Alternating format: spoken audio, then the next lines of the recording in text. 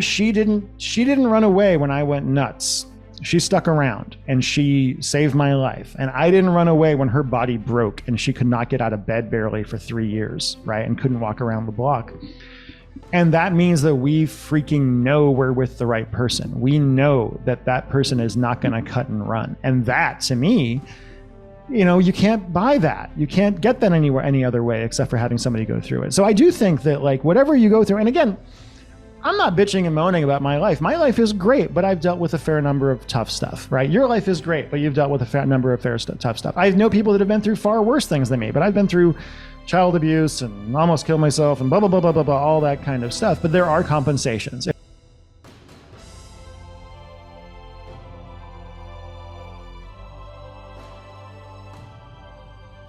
Welcome back to the Onyx Singal Show. Today we're talking about mental health. I know, this episode's going to hit, so I'm going to throw some disclaimers out ahead of time. We're going to get pretty deep, and we're going to talk about things that are going to be bothering and troublesome, but it's good. It needs to be talked about, and I'm telling you right now, heck, I might get personal because I've dealt with some of this stuff. Entrepreneurship, or even just aggressive professional development. If you are an ambitious person trying to achieve a lot, you're going to have mental health issues. I really firmly believe this. Some will have it more, some will have it less, but you're going to have it. And society, in many ways, shuns us from talking about it. We're supposed to hustle day and night, love every minute of it, be in bliss, and fulfilled with gratitude and nothing other than that.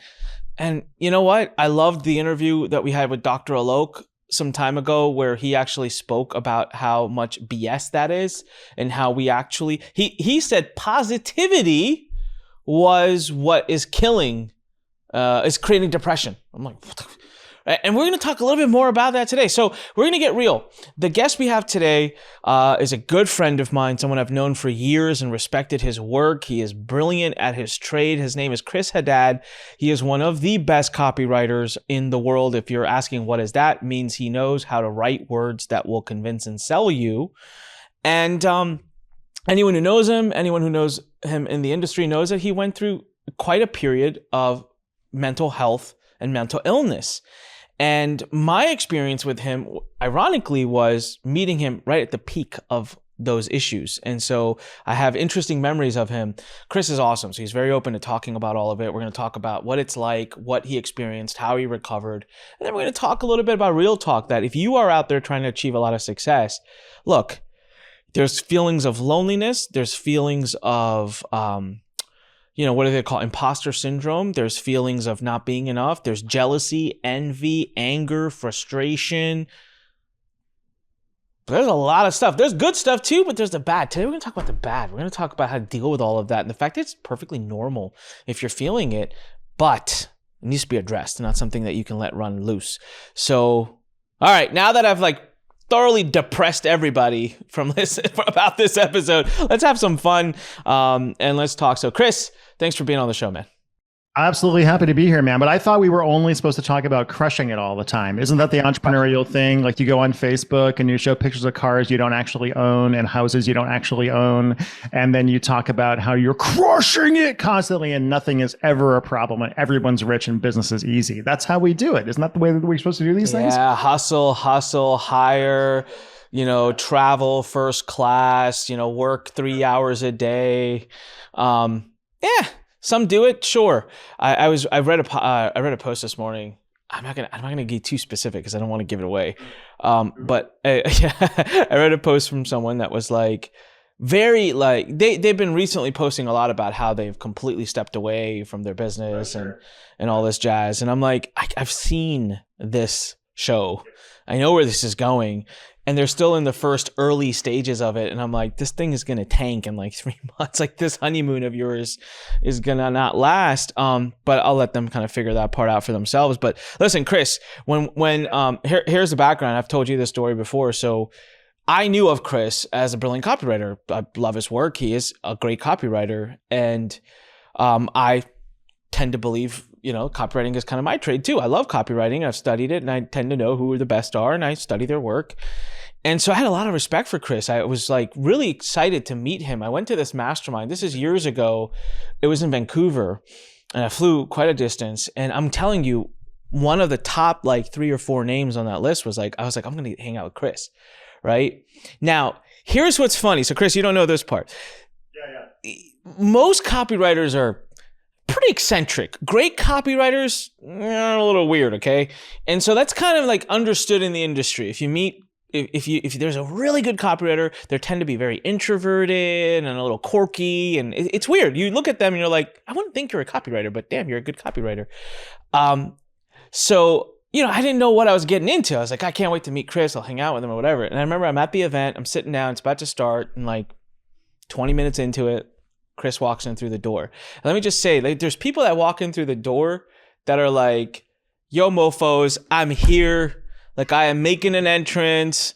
And that was Chris. He walked in and I literally looked at him. And I remember first laughing because I was like, oh, this guy is a trip. Like, he was on a 12 on a 10 energy. He was just bouncing off walls. And then as the day kept going, I was like, I don't know if I want to sit down. Chris is kind of crazy. Like, I don't know if I want to sit down with him. He's just kind of all over the place, ball of energy. And I remember thinking, I'm like, man, I think all copywriters are a little crazy. Like, this is nuts. Now, of course, I had no idea, right, what was really going on. And in the future, later on, Chris came out on Facebook and posted about some of his challenges. And I was like, oh my God, I get it. We've since reconnected. It's been an amazing relationship so far, but the fact alone that you're willing to come on and talk about this has been tremendous. So Chris, I mean, talk to me about, first, I want to ask a little bit about how you fell into this specific trade of copywriting, right? Like, it's a weird world.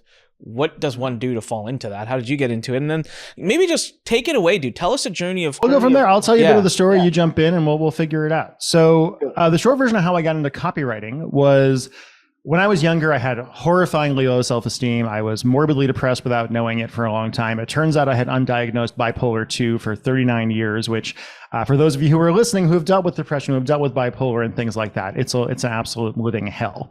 And partly because of that, I ended up getting fired from every job I ever had. Down in LA, other places, I could not keep a gig for more than a year, got fired from everything. My last real world job, I was getting paid 24 grand a year to write greeting cards for a living. And I got laid off from that and just broke down. I think I was 25, 26 at the time. I had been making $24,000 a year doing this. Couldn't do it, got fired from the whole thing, broke down, didn't know what to do. And the short version is I kind of stumbled into the idea of this whole copywriting thing. And I spent about 3 years doing like corporate copywriting, writing for banks and shit like that, wasting my time, not making any money. And then I kind of stumbled into the direct response thing when I was, I think, 28 or so. I went to this event that Harlan Kilstein was running in Vegas called Value-Based Copywriting, about how to get paid more as a copywriter. And that was the start of it. I mean, from there, I made 100 grand my first 6 months, which was a massive, massive change for me. And then all of a sudden I had this career, and all of a sudden people were telling me I was good at things. And all of a sudden my devastatingly low self-esteem and ego was just like sopping up all of this kind of like crazy admiration from people and telling me I was a genius and all that stuff. And anybody who knows how bipolar works is that it makes you narcissistic. And so unfortunately, when you have bipolar and people are telling you you're a genius all the time and telling you your copy is amazing, all it does is feed that narcissism. And so at the height of kind of how those things were going, when I first started off doing the Michael Fiore stuff, which maybe we'll talk about or not, my ego was the size of a house, and I was basically hypomanic when all this stuff. And the really short version, because we can go into more of it, because I've told this story in detail before, is that basically I got up to the point that I was making a couple $1 million a year doing my relationship advice stuff, having a great time doing that. Behind the scenes, I was in a horrible marriage. I had Lyme disease, which was destroying me. I was depressed. I was angry. I could barely get out of bed. And then at a certain point, my brain broke, basically. And I turned into a much more frenetic and weirdly timid version of myself. Like the version of me that you met all those years ago in Vancouver was me turned up to 12 or 13 or something like that, bouncing off the walls. I had all this paranoia that you hated me. I had paranoia that Perry Belcher hated me. I had paranoia that all sorts of people just were not fans of me at all. Oh, I think there you go. I thought you were frozen for a second. No, I was just listening. I was laughing because you said you became this like timid, quiet self. So, never quiet, just timid. It's a different thing. So Chris, October, we did this event, October 2022. So recently we did this event at the Learn Center called the Expert Summit. And Thank you. So I see all the apps come in. I'll get pinged, and I saw Chris's come in, and I hadn't talked to Chris much since that point. We had connected a little bit, seen some of his stuff on Facebook. We chatted back and forth a little bit. Yeah, just a little, but nothing crazy. And I see his app come in, and I remember telling my team, I was like, "Oh, this could be interesting." I was like, if Vancouver Chris comes to this event, he's gonna be hanging off of the ceilings. And so what was so crazy? Of course, I was gonna have him come. I'm a big fan. I was like, he's gonna add so much value to the room. But I remember, man, when you walked in through the room, I saw you walk into the lobby. It's a different person. Yeah, I mean, different energy. Different person completely. And so that was where I was like, gosh, we gotta, wow. Like, this stuff is just so real. You said something that, I don't know, hit, brain broke. Yeah. That is a strong sentence. And I gotta tell you, man, I've had moments in my life. It's quite an experience to go through, by the way. Well, let's talk about that, because I feel like a lot of entrepreneurs are on the verge of it. I have felt at times that I got dangerously close to this. What does that mean? What does it feel like to have a brain break? I went fully into delusion. For me, that's what happened there. So I had always lived in my, it's so funny because I people who know me for a long time say the same thing that you've said, which is my energy is completely different. People would talk about how I was kind of aloof or very in my head. There was always 75,000 kind of thoughts going on at a time. Ideas would be constantly assaulting me. And I had no serotonin, basically. So I was just like miserably, horrifyingly depressed all the time. But when my brain broke, I think it was because I was going through my divorce from my ex-wife, and the stress of that, I think, is what really pushed me finally just completely over the freaking edge. And how do I even describe it? Rationality went out the window. My ability to emotionally regulate went out the window. If you and I had been chatting and you said something over Messenger that could be interpreted in any way, in a negative way, I would be like spiraling, saying like, hey, Anik hates my guts. I would flirt with people I shouldn't flirt with. I would make really dumb business decisions that cost me a lot of money. I would wear tights as pants for like 4 years straight. And I'm like, man, people do not need to see my penis that much. Basically, I went kind of nuts. Yeah.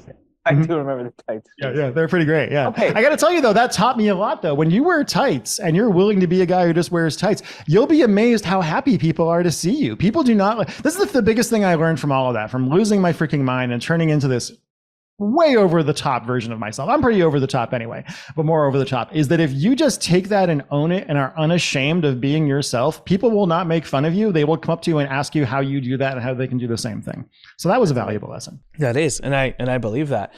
So that sounds horrible. I'm being honest. Like I don't think anyone should break their brains. There was a lot of crying. There was a lot of screaming. There was a lot of fights with my wife. There was a lot of getting into huge blow-ups with friends and having friends tell me they couldn't be my friend anymore because I had sent them thousands of words of horrible things. Like when you go into hypomania, you can kind of become kind of a monster, basically. I always say I'm basically the supervillain version of myself when I'm hypomanic because I have no empathy. It kind of sounds like a nervous breakdown times 10. It's like, I have experienced nervous breakdown. I've had some tough times, and so I've had those. And it feels like an uncontrolled nervous breakdown can become what you've called a broken brain. And so that was one of my next questions was, we have a lot of people listening. And I mean this from the heart, guys. I'm not trying to like fearmonger or scare anyone. Being an entrepreneur is just hard. And it is tough, and it just never ends. The mental challenge, like I love it when people see me and they're like, "You're so lucky, you're an entrepreneur." I'm like, "Oh my God!" I'm like, "You just, some days I really just wish at 5:15 when I walk out of the office, I'm just done." Right? That's never. But I was gonna ask you, people listening right now, I know people listening right now are looking both ways. They're like, "Oh my God, am I on the verge of a brain break?" Like, what are some warning signs that you feel like that you think back, you're like, okay, I should have like, boom, this would have been like a point for me to make a drastic change? I mean, it's a little different for me because it wasn't necessarily the business things that pushed me over the edge, right? Yeah. So like my business was going really well, but maybe you've seen this too. The times that my business has done the best, my personal life has been horrible. And the times my personal life has been great, my business has typically not been that great. But for me, it was mostly just, I would just get into these massive conflicts with people all the time because of the bipolar stuff. I live next to a pizza place. And so somebody would park in front of my driveway and I would go out and just scream at them in the street and I'd be happy about it, right? I'd be like, literally, I would end up just like smoking weed all day to keep my brain from getting me to commit suicide. And I would just curl into a little ball and be sad all the time. I wouldn't go see friends. It was just this massive degradation of my brain. I lost, I think, at least 20 or 30 IQ points for a while there. And then I stopped being funny, and that was the worst part of everything for me. My ex would tell me that basically. And everyone watching, I mean, some of this is also chemical too. So I want to make sure people. The thing too, in our business, there are people sometimes who have come to me and be like, "Well, Chris, you shouldn't take those meds because blah blah blah," and I say, "You are fucking crazy." Right? Like I firmly believe there are some things, ADHD meds may be overprescribed, things like that. But at the end of the day, the medication saved my life. Right. I literally would not be here. I would have killed myself otherwise. So I always tell people, like, if you need the meds are there for you. They're very important. So I do want to kind of draw that difference too. So everyone, like you could be in a tough mental state doesn't mean that you're going to experience everything Chris experienced. His was definitely accelerated due to an actual missing diagnosis of bipolar II. Yeah, which is crazy. And so let's talk about that. You said like the business didn't really trigger it. I'm fascinated by the fact that you were going through a lot of this stuff and still making $2 million a year. Like, well, I wasn't making $2 million. I was making $2 million a year for a while of that. Let me see. I have a speech I give. When I saw you in Vancouver, like that. Yeah. I was still making a lot of God, man, like it's crazy because it rips people of their excuses because you were not in your prime. You were in a weird place, and still talk to me about that, making money, that kind of money, while you're not necessarily stable mentally. Well, so I give a speech called "If I Wasn't Rich, I'd Be Dead." That's on my Facebook and whatever else. I gave it a Copy Accelerator. And the point of that speech, I go through a lot of my personal experiences with my dad dying and with the time Hillary Swank almost hit me with a frying pan and a bunch of other funny stories from my life and things like that. But the point of that speech is that if I had not switched from being a freelance copywriter to being an offer owner when I did, I'd probably be dead right now.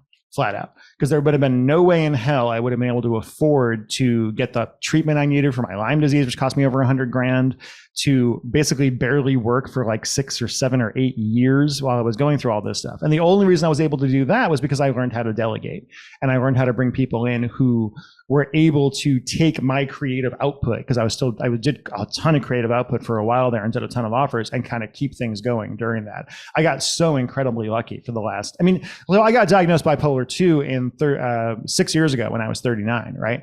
And it took me 5 of those years to get back on my feet enough to be able to work, to be able to go to, a board of experts mastermind, to be able to do my podcast and do the launch of my Pig Method program and everything like that. It took 5 freaking years of work every single horrifying day to kind of rebuild myself from scratch. And I would never have been able to do that if I didn't have money coming in. And so I haven't made $2 million a year for a few years now, but I've made $500,000 a year. I've made close to $1 million a year without having to work 40 hours a week. And I am grateful for that every single day, because if I had a real job, there's no way I would have been able to do this. Chris, what kept you going? So you get so low. You just said it took you 5 years to march back. So many people quit. I mean, you went to the trenches of trenches. You were at the lowest of lows. You were at the place where you said literally you lost 20 to 30 IQ points. And I was going to kill myself. I was going to kill myself. And this is not me being dramatic or anything like that. I was probably 3 months away from trying to drive a dagger into my chest, basically. Yeah. Wow. So that's just intense, man. I mean, that's like, and I believe you. That's the thing. I mean, I believe you. I genuinely believe you. So what stopped you? What made you at that moment take that last turn, right? Because the analogy I use is a plane is dropping and you hear that sound like 5,000 feet, pull up, 3,000. I feel like you hit 500 feet, right? Last second, you level up. So what was the thing that made you pull up at 500 feet? And then what kept you pulling? My wife, Angie Lowell, did. My wife saved my life. And the way she did it was this. I turned into a fucking maniac, like flat out a maniac. I was not being a good husband to her. I had no empathy. She had several friends of hers telling her to leave. And if I were a friend of hers during that time, I would have told her to leave too. So I've never resented that in any way. When I was in the depths of my mental illness and I was crying all the time and et cetera, I told Angie, hey, if we don't manage to fix this, you need to freaking run, basically, because I didn't want to put her through what I knew I was putting her through. At one point, her and I had a huge fight. And we have a thing in our marriage where if we have a fight, either one of us can say time out. And then you go away for 20 minutes and you don't talk for 20 minutes. Then you come back and you kind of talk later. And so I went down to the basement and she went upstairs. And in the basement, I was staring at the ceiling and I was thinking about things and my brain was very chaotic. But I was like, you know what? I've had these big fights with every partner of mine in the past. And I could always tell myself that that partner was a crazy bitch or this was whatever else. But I know Angie's not.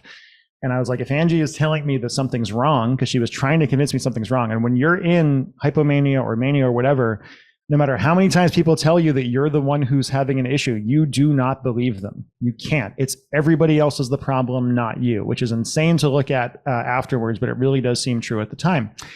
But I went to Angie and I said to her, I didn't want to lose her. I had a divorce a couple of years earlier and I certainly didn't want to lose Angie. And so I went to her and I said, honey, you're telling me that up is down, left is right, black is white, and the sky is plaid. You're telling me things that don't make any sense to me. But I'm looking out the window right now and I can see the sky is blue. It's not plaid, but you're telling me it's plaid and I love you and I don't want to lose you. So I'm willing to accept the idea that maybe you might possibly maybe be right? That something might be wrong. And that right there, that little kernel, that little chink in the mental armor is what my psychiatrist tells me is what saved my life, basically. Because most people who have bipolar or schizophrenia or anything like that, they will never, my psychiatrist, when I went in and Angie was like, we think it's bipolar II, my psychiatrist was like, well, if it was bipolar II, you wouldn't be here talking to me about this. People that are bipolar II just don't do that. So for whatever reason, I was able to do that. But that's what kind of opened the door to me slowly getting help and going to a new therapist and going on the meds and everything. And even then, it's interesting when you go on the meds because it's this constant, for a couple of years, there was this constant experience of waking up. It was this constant experience of like my brain stabilizing enough for me to be able to see how crazy things had been for a while. And over again, for like several years, I had this experience of every few months, I'd be like, oh, now I'm better. Now I get it. Now I'm actually better, but I wasn't. And then 6 months later, I'm like, oh, now I'm better, but I wasn't. And that kept going on that for ages and ages and ages and ages and ages. As for why I didn't give up, whole other thing. I've dealt with a fair number of difficult things in my life, as we all have. It might have been a lot of physical and mental health issues. And one of the big things that I talk about is I bounced off a semi truck when I was 26. My car flipped around all the way and I slammed into a concrete wall at about 60 miles an hour. And I twisted my spine like a balloon animal. And I've been dealing with that ever since. I was essentially crippled for quite a few years. And then I slowly kind of have rebuilt myself. And to this day, I spend 10, 12 hours a day while I'm doing other things, trying to fix my back and fix my body. And it sucks. But the upside to that is I am one tenacious.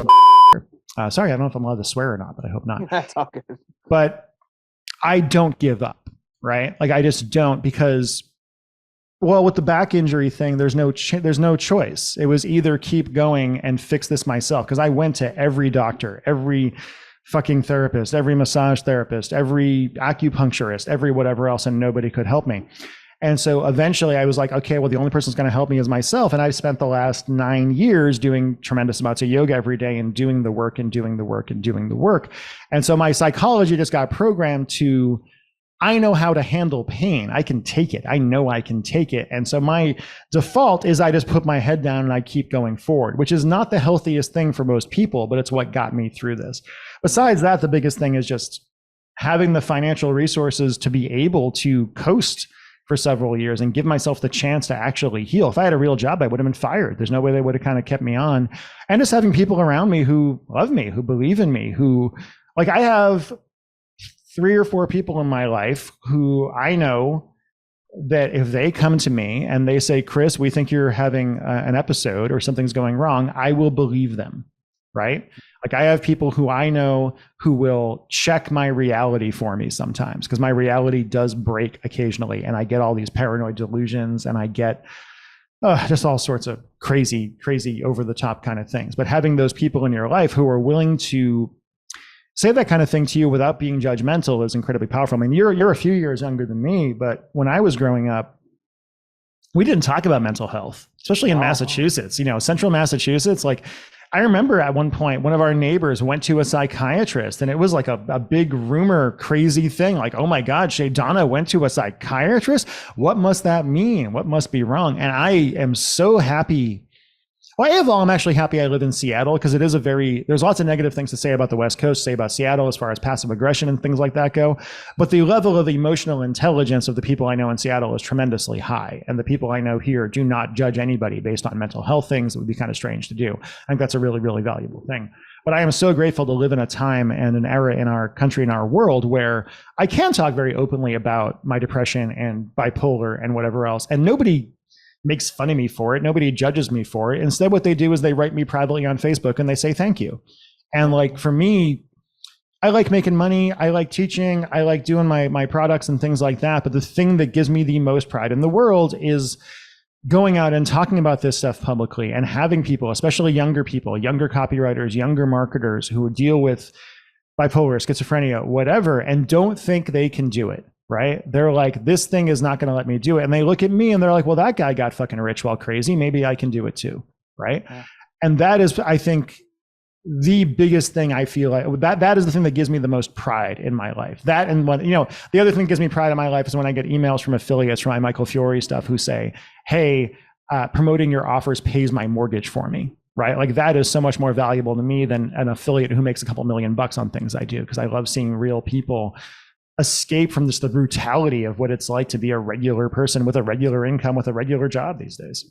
So much to unpack from what you just said, right? But going back to, what got you through, I love that kernel of, in your case, the kernel of doubt in your own confidence of what's going on. But let's think about this and let's relay it back to living our lives, being entrepreneurs, going through, I think this is even biblical, right? In the Bible, it says a mustard seed, faith the size of a mustard seed can move mountains. And so a lot of times people, I've been recently going through some challenges, and I was recently in something and somebody asked me, they're like, how are you still like excited, happy, and just moving through all of this without a problem? And what I told them was, I said, because I still see hope.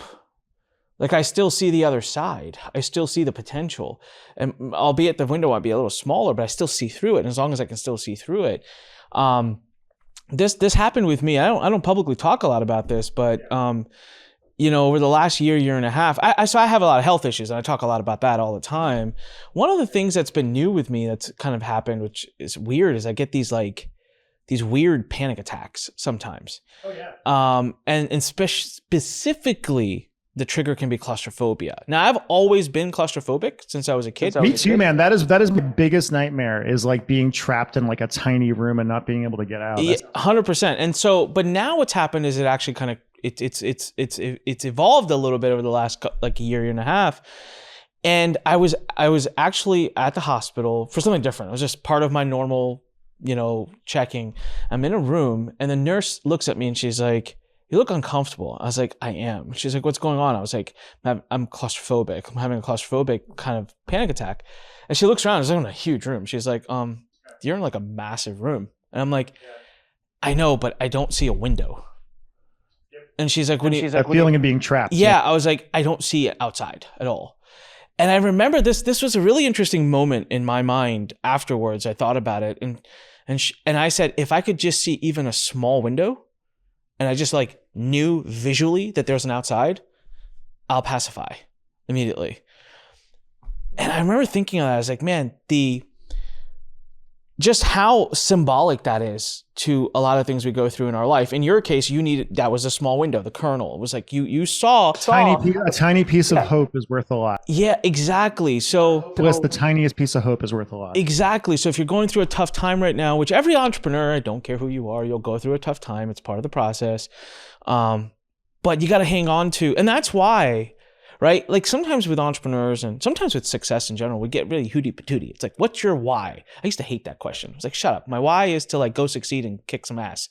What's your why? Well, you know what? For the last year now, almost, I've been really serious about my health. I'm trying really hard to get myself heal up better. Why? Yeah, dude, you're almost 40. You got to do it now. Yeah. Well, I had a baby girl. My why is there. I want to see her grow up. I don't want to die in the next 5 to 10 years. And we are seeing friends.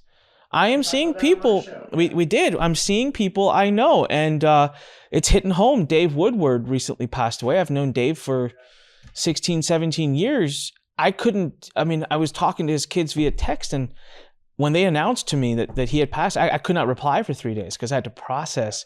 So like life is becoming real, but the why for me was my daughter. That is an invaluable thing. I want to spend more time with her. So I'm taking better care of my health. But anyways, going back to the kernel that you mentioned, I really wanted to share with people. Then the next thing that you shared, which I really want to highlight, was I said your wife. You know, your wife got you through this. I think it's important for us to have, in my case, I'm surrounded by amazing people. I mean, for you to have your wife. And I want to talk about your wife because it's interesting because you went through a divorce, but then this magical wife popped up in the story. And there's like a piece in the middle there. But for me, like I just said, a big wake-up call was my daughter. My wife has been amazing. But in your life, for anyone who's watching and thinking, it's like, all you need, it doesn't need to be a spouse. It needs to be one person. And it's like, there's someone everyone has someone that can help you through it. You have to be willing to open up to them, and you have to be willing to allow them to support you through it. So some amazing takeaways from what you shared, Chris, and I do appreciate you sharing so openly, and it gives me the opportunity to, share things that are going on. And the reason I want to take time to share some of my mental health issues I've had with everybody is because you guys never see me talk about it. Everyone looks at Onyx smiling on the camera and says, God, he has a perfect life. Exactly. And I do, honestly. You're so lucky, Onyx. You're so lucky. All of this is luck. You didn't do any work to earn this. Come on. No. But I will say, like, I do wake up every morning, even in the worst of days, in deep gratitude, because my worst day is better than 99% of the world's best day. And I get that. But that doesn't mean that it's harder. It's easier. And I think gratitude and luck are separate things, right? You can be like, 100%. I'm grateful for everything in my life, but I don't think I don't think I'm lucky because I have it. I think I worked my ass off to make this situation what it is. So let me ask you a question. Connecting back to an episode I recently did with Dr. Alok, which was fascinating. He talked about gratitude and he talked about the curse of positivity, which was so interesting. Are you, Chris, grateful for all the shit that you went through over the last so many years? Yeah. I have a phrase called be grateful for your tragedies. They make you who you are, right? And they give you an opportunity. And I am grateful for, I always say there are compensations for things, right? So am I grateful for them exactly? I don't know. But I do know that I learned something along the way. I got arrested at Burning Man once years ago. That sucked for a variety of reasons. I got arrested. I had to go to court. It cost me a lot of money, all these other kind of things. But man, I learned a lot, right? I certainly don't trust police the way I used to when I was just a, pale ass white boy who thought that the cops were on my side, right? I don't do that. My dad dying, that really, really sucked. He died when I was 19, but I am incredibly good at being empathetic for friends when they have somebody die or when they have somebody kind of near them. The Lyme disease stuff sucked and still does every single day. But, when I'm writing copy about being tired, I sure as hell know how to write copy about being tired in a way that you can't otherwise. With the bipolar stuff, that freaking sucks and still does to this day. But man, I got to experience human emotion on an intensity that most people don't. I got to be overwhelmed by these things. And I know that impacts my copy in some ways. I've had people, by the way, when I talk about this stuff, they've come to me and they go, Chris, like, without all that stuff you've been through, you probably wouldn't be the copywriter that you are. And I always go, that's fine. That's fine. I'd be not as good of a copywriter, but I wouldn't have gone through all these things. But again, like, I don't have a choice about whether this stuff happened or not. It did happen. So I'm not grateful necessarily for the thing that happened, but I'm certainly grateful for the lessons that I learned along the way. My wife has been dealing with her own health issues for several years that have been really rough. And I got to tell you, and I'm sure you'd agree, dealing with my stuff is easy. Dealing with her stuff is horrible. It's freaking horrible. I'll take it. You just put more on my back. I have no problem with that whatsoever. I'll take a whole other thing, but watching her go through that has been really, really, really tough. But also, she didn't run away when I went nuts. She stuck around and she saved my life. And I didn't run away when her body broke and she could not get out of bed barely for 3 years, right? And couldn't walk around the block. And that means that we freaking know we're with the right person. We know that person is not going to cut and run. And that, to me, you can't buy that. You can't get that anywhere, any other way except for having somebody go through it. So I do think that like whatever you go through, and again, I'm not bitching and moaning about my life. My life is great, but I've dealt with a fair number of tough stuff, right? Your life is great, but you've dealt with a fair number of tough stuff. I know people that have been through far worse things than me, but I've been through child abuse and almost killed myself and blah, blah, blah, blah, blah, blah, all that kind of stuff. But there are compensations. If not, it might not be worth it per se, but whether it's worth it or not, it already happened. So you might as well take the lessons that you learned along the way and try to, and honestly, like here's the key to happiness. Here's a great thing that we humans have known the secret to happiness for like millennia. Do you know what it is, Anik? I bet you do. Oh, fascinated. Tell me. You do know what it is, but you don't know that you know what it is. Here's what it is. Here's what science has shown us is the key to happiness. Worry about other people more than you worry about yourself. Right? Try to help other people more than you worry about your own shit. That's the key to happiness. That is what will actually make you happy in your life, right? Obviously, you want to make enough money to pay the bills, whatever. But like narcissists, and we could do a whole thing about narcissists, are freaking miserable because it's all about them all the time. It's about their great, like freaking Trump or Elon or whoever else. It's all about them all the freaking time, whatever. And they are miserable human beings. You look in the eyes of Elon Musk, you do not see a happy man if you know what to look for, right?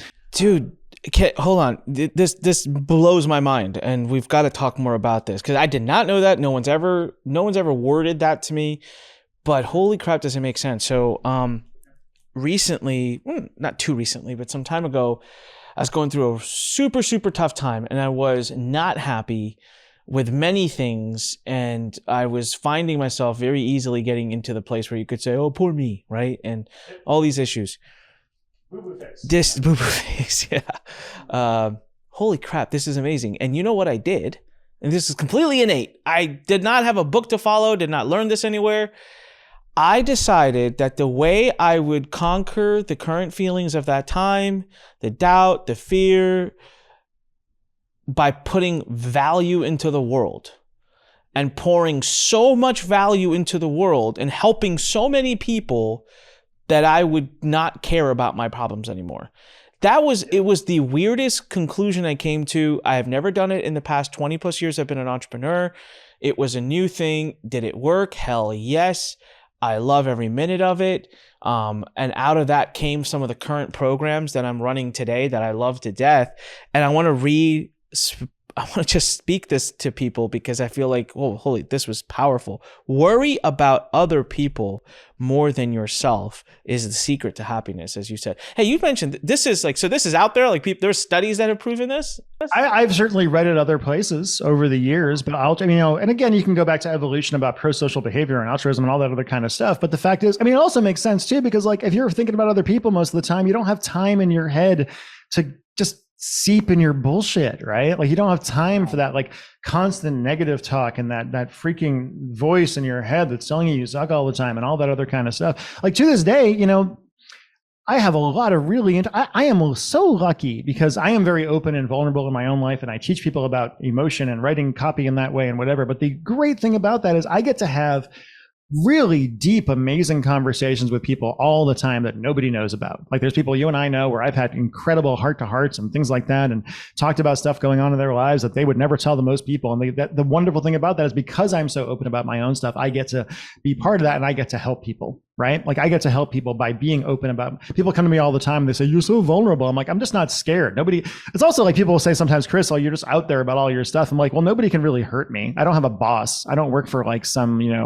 big, corporation where they're going to be like, "Oh, you put that thing out on the internet and we're mad at you." So I think it's almost a responsibility as somebody who deals with significant mental health issues and who has had some success to go out there and just be like, "Hey man, you can do it. Let me help as many people as I can." Yeah. And the other thing that was coming to my mind is, I'm forgetting the exact name of the book, but I've always had an inner struggle with this book, which is the 47 Laws of Power, 48, 47. Yeah. Mm-hmm. Yeah. And that book would poo-poo on everything we're doing in this episode right now, because it's an expression of weakness and you don't show weakness. And I remember reading this book. Except it's not, though. It's not weakness. Like vulnerability is not weakness. Vulnerability is strength. I've given speeches about it. As would be stated by the book. No, absolutely. But I think it's so wrong-headed. Right? I agree. Well, so for me, I think it's a dumb way of doing it. For me, the strength. Well, for me, I made a decision very early on in my career, which was dealing with one of me is hard enough. Creating two of me was even harder.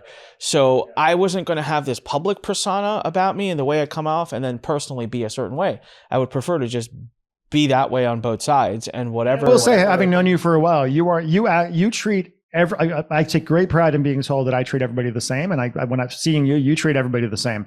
I have never seen you treat anybody differently based on how much money they make or what they could do for you, and that's the thing. That's the thing I look for in people. Yeah, I appreciate that. So, but I'm just saying that book. One of the struggles I had when I read the book, I remember reading the book and I was fascinated, and I was like, I don't have to agree with it to be fascinated by it. I was like, this is interesting stuff. Yeah, from a historical analysis standpoint. Yeah, it's interesting, but I remember thinking, well, God, I do a lot of things that would violate the rules of this book. I don't really feel like I want to change any of them.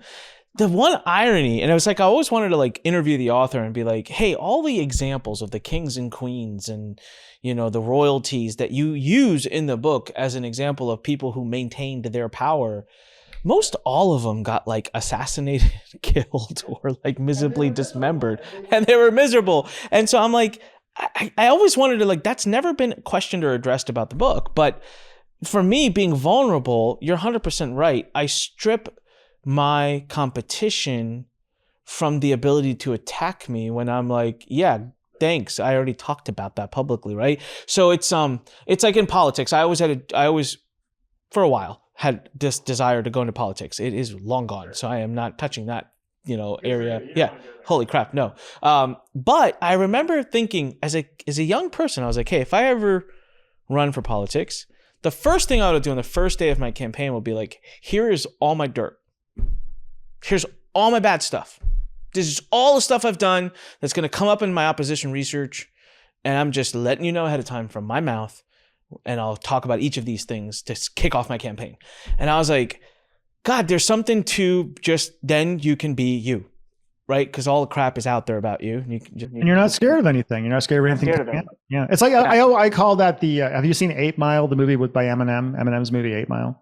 I have, yeah, a long time ago. And at the end of it, he basically goes up and he does all the disses to himself the other guy was going to do to him. It's like, I am short, I am white, I do this, blah, blah. And they just completely disarms the guy. He's like, well, how do you go after somebody who just went out there and said all that stuff about themselves? And there's a lot of power in being open and honest about yourself. You don't have to remember any lies, that's for sure. Like that George Santos guy who just got into Congress by lying about everything in his life, Well, so now you're actually noticing, especially with the younger generations. Now let's talk a little marketing and copy. I mean, you're noticing the younger generations are so much more driven by the personality rather than the brand.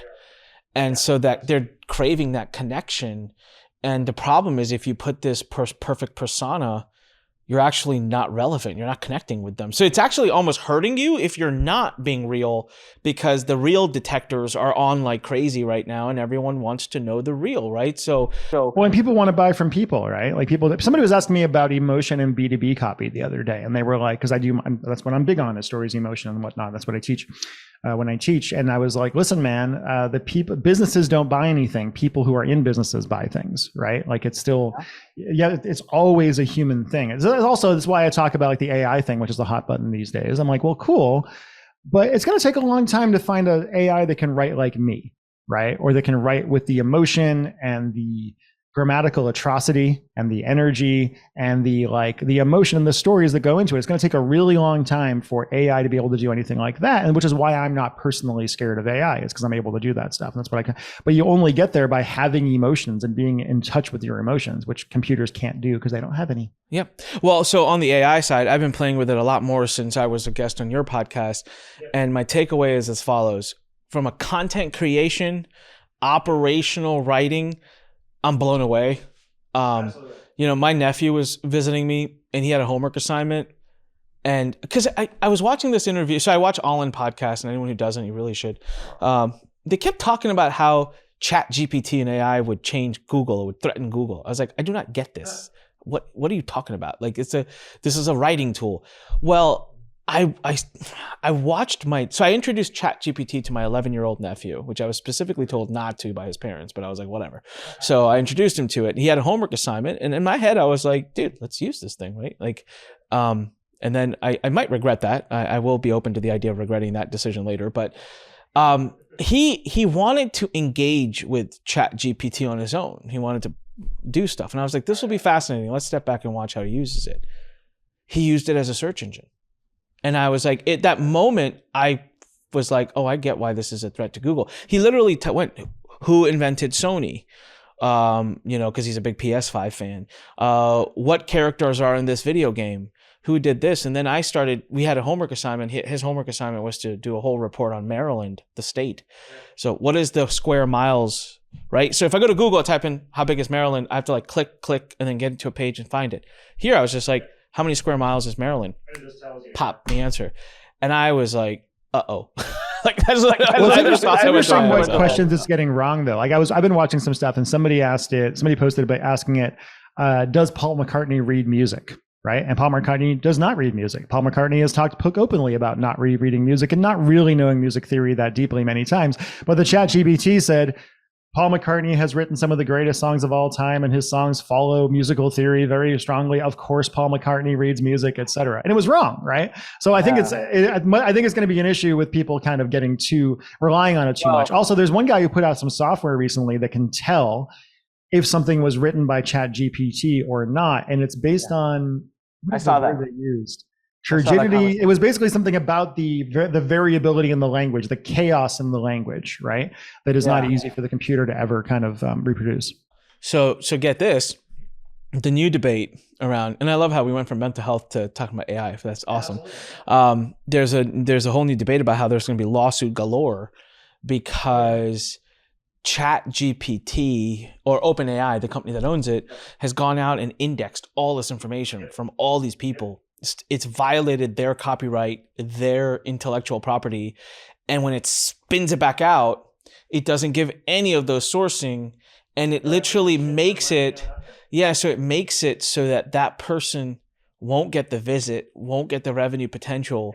And that will all now go towards ChatGPT. So there's a big lawsuit potentially coming down the pipe. It's going to be fascinating. We're going through a very interesting time, which I'm actually really excited to live through because I get to see the future being unfolded in front of my eyes. And I don't know where it goes and I don't have an opinion on it except for that. I'll say it again. I'm fascinated. I'm just watching it. Well, it's similar with the AI art thing, right? People putting that all out, but a lot of those images are based off of somebody else's work. Actually, all of them are based off other people's work that's been indexed on Google and indexed other places. And then it's recombined. And it's like, well, as a creative person, that's horrible. But what do we do about it? I'm not really sure. I'm not sure either. Yeah, exactly. So Chris, there is you've gone through this wave. Now you're kind of on the other side of it. You're in maintenance mode, like you said. You still sometimes have some issues. Something else will happen. Yeah, something else will come, as it always does. And how in the madness of all of this, right? So you go through a divorce, which was kind of the tipping point to your mental collapse. But then in that time, you found your wife. So like even when you were in your worst, you found who's now ended up saving your life. I am really intrigued by how you navigate even in your worst of times so many things, your business, relationships, and I just feel like there's something you do that probably people need to hear because people in their best cannot. I mean, I got people that have it all together that cannot manage a business and a relationship, and you here are at your worst and finding a way to do it. Yeah, I mean, part of it is delegation. You and I talked about how Mike, who's been running my business largely for me for the last 9 years, has decided to move on. But he was very responsible for keeping the doors on and keeping the wheels on the business while I was too mentally checked out to be able to do so. And I think he did a good job kind of keeping things going, even though we weren't able to. Tangentially, I do think about how rich I would be if I hadn't gotten sick sometimes. And I'm like, damn, man, I'd be retired by now. Like I would have just kept going for a while and then done whatever. But I think it's just... I don't think I know everything. I don't think I'm the best person for everything. I know, this is the funny thing, the thing too. I am very, very, very good at writing copy. I am very good at understanding people psychologically. I am very good at this kind of thing. And I suck at pretty much everything else, right? And I know that. Like, I know that. Then that's what keeps my ego in check personally. Cause I'm like, yeah, I'm good at this thing, but I suck at literally everything else. And I don't expect myself to be good at everything else. And I was forced when I was so sick with Lyme disease to delegate, to learn how to get other people to kind of do things and I could only work 2 hours a day for years. Right. And so those 2 hours had to be focused on what was actually going to make us money as opposed to whatever else. And otherwise, I'm just a stubborn person. I'm just an incredibly stubborn person. I will keep going forward no matter what. If you put a wall in front of me, I will walk through the goddamn wall. And I think that's a large part of what's kind of kept things going. I'm not saying that's the best way to be, by the way. I know that attitude has cost me a lot over the years. I completely agree. I'm the same way, man. I don't know how to not be that way. Actually, to me, if you stop that in me, you're going to create 10 times the anxiety and problems. Like, you got to let me just be that. That's me at my calmest, is when I am refusing to stop. I mean, my stories people know from being in the ICU where I was lying flat. I was so bad I couldn't even sit up, meaning my heart would go to 180 beats per minute if I just sat up. I was losing 3 pints to 4 pints of blood a day. I was getting that much replacement every day. I've lost muscle, couldn't walk. My legs went kind of like limp. And then I went to a surgery that they said 50-50. May wake up, may not. Like, it was a pretty rough surgery. But during that time, the biggest issue that the nurses had with me is that I kept getting phones snuck into the ICU so I could work. And back then, that was before iPhones. We had Blackberries. And they literally, they would confiscate my phone, and I'd call my employee and he'd go buy a new one. And I just kept doing that to the point where I negotiated with the nurses and said, all right, I'll stop. You give me 3 hours a day on the nurse's station, because they had a computer in the room that was so awesome. It could like pivot and it could be like perfectly in front of me. And I'm like, let me have 3 hours on that computer every day to do my own stuff, and I won't bring in phones. And I remember when I was leaving the hospital, so obviously I survived and was leaving the hospital, one of the older nurses came to me, and she was like, the day I'm leaving, she came to me right before I'm leaving, and she's like, I just need you to know something. I've been a nurse for, I don't remember how many, it was like a long time, 30 plus years. She was like, as you leave this hospital, know one thing. We did not save you. The nurses did not save you. The doctors did not save you. The surgeons did not save you. Nobody in this hospital saved you. You should be dead. And I was like, well, that's great. And she's like, no, trying to tell you is you saved you. She's like, I have never seen someone with the ability to laugh and play pranks on their nurses when they literally cannot even sit up. I have never seen a person who will fight with the nurses till their last breath because they want to work when they're being asked to just rest. And I remember thinking about that was a very defining moment in my life, but I was like, you know what? It's part of who I am. And I'm not saying everyone needs to be that way. And I agree with you, Chris. It's actually sometimes a curse more than it is a power, because you can drive yourself insane doing it too. But but to some level though, Chris, like, if you want big success, if you have a huge ambition, to some level, the discipline of just moving forward, isn't it necessary? I think so. I think that the only reason I'm successful is because I just kept going for, like, I'm not an ambitious person particularly, right? I interviewed you on my show and we talked about how you were kind of getting into business really early and it was a thing that was kind of in you. That's not really me. I just kind of, I'm a writer who stumbled into business and did pretty well with it. And I think what made me successful is just like, hey, this thing is working. Let's keep freaking doing this thing. Let's keep going forward. Let's just keep doing a little bit every day. And because of my variety of illnesses and such, every day has been really, really hard. And I just learned every day is going to be really hard. That's okay. Keep going anyway. Yeah. No, it's amazing stuff. I mean, so for everyone who's listening, I think my biggest takeaway from this episode was just to make you feel like it's okay. When you wake up those mornings and you're a little depressed, like, and you think there's something wrong. No. I'd be grateful it's not worse, because for some people it can get worse. Kind of a part and parcel of being the entrepreneur. You go through, you eat. Someone on my team, my chief business officer here, Joe, he has a term that I love. I just use it all the time now. He's like, let's just eat the shit sandwich, he'll say, right? And I'm like, yeah, as an entrepreneur or even as someone who's high up in a company, you get served shit sandwiches as part of why you're compensated what you're compensated. And that's a part of life. And for all the people out there that tell you otherwise, they're lying. It's genuinely a part of being an entrepreneur. Just to really put a point on that, Anik, like, everyone on Facebook and on social media is kind of full of shit, right? Like to some degree, like I'm not, because I very purposely don't put things out there that I don't believe. I don't think you do particularly either. But all these people that are putting things out, showing off their sports, most people who put pictures of sports cars on Facebook don't own the damn car. They just don't, right? Guys like Ty Lopez who are putting out those videos of his giant mansion in California, he doesn't own that house and never did, right? Yeah. Like all sorts of stuff like that. So when you wake up in the morning and you're looking at social media and you're feeling bad about yourself and you're like, oh, this person's raising $80 million in crypto, whatever. Well, I know that guy and I know what actually happened behind the scenes and it wasn't what you think it was, right? And this other guy is like sold his company for whatever. Well, he's also like, maybe he sold it, but not for as much as he's talking about. And even the people that are not lying about their wealth are actually pretty miserable behind the scenes with all the other stuff in their life because they spend so much of their effort on getting money that they don't have relationships with their family or their friends or anything like that. You're doing great, right? This is the thing people need to understand. If you even wake up in the morning, if you're dealing with depression and you get out of bed and you do anything, you're doing great. Actually, here's the thing that I try to do with people in general. This is really hard and you're doing a good job.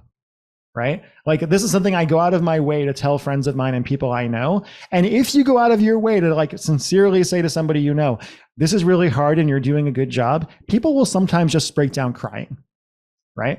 Because we need to hear that. And we all think that God, when I was in the worst of my bipolar stuff, I thought I was such a loser and I wasn't doing enough and I should be doing this and I should be this person and I should be at the very top of this business again and blah, blah, all that other kind of stuff. But I survived that shit, right? Like I got through those years and that's a pretty damn good job anyway, because a lot of alternate universe versions of me are dead right now. And same thing with anybody who's listening. Like you got challenges, life is hard. And don't be like, oh, that person's life is harder than mine. Because yeah, it's good to keep context on things like I don't live in Ukraine and I'm not being attacked by Russia right now. But still, your stuff is real. My stuff is real. Anik's stuff is real. Nobody's suffering is worse than anybody else's. It's just a matter of keeping perspective on things. Wow. I love it. You're 100% right. This is really hard and you're doing a good job. I love that. Yeah. I love that line. I was talking to my aunt a few weeks ago and she kind of got into that mode, right? The life lesson mode. And one of the things she said was so simplistic and I walked away thinking like, damn, it's true. She was just like, look, every day I wake up in the morning and I tell myself I'll do my best.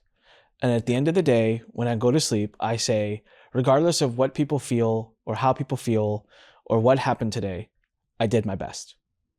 And I go to sleep.